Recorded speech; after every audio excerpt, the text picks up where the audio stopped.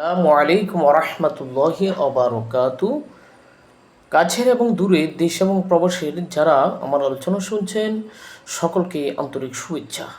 সম্মানিত ভিউয়ার্স, আপনার কি শরীরে এমন কোনো রোগ রয়েছে যে অনেক চিকিৎসা করেছেন, অনেক পরীক্ষা নিরীক্ষা করেছেন, কিন্তু রোগ ধরা খায় না, অথবা রোগ ধরা খেলেও আপনার ওষুধে আপনি সুস্থ হচ্ছেন না, অথবা এমন মারাত্মক রোগ যার কোনো চিকিৎসা নেই?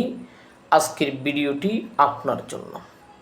প্রিয় ভিউয়ার্স, আপনি প্রতিদিন ফজরের নামাজের পরে যদি একটি আমল করতে পারেন, তাহলে আপনার শরীরে যত ভয়ঙ্কর রোগ হোক না কেন, ইনশাআল্লাহ আপনি সুস্থ হয়ে যাবেন।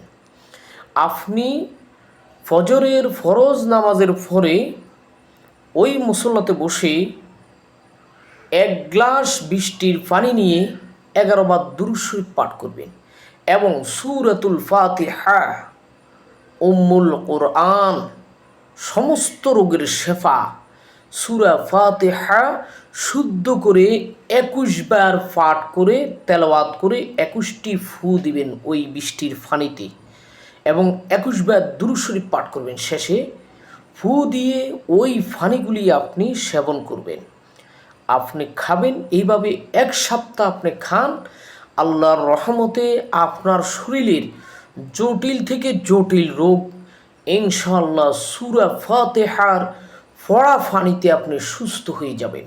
সকলে ভিডিওটি শেয়ার করে দিন।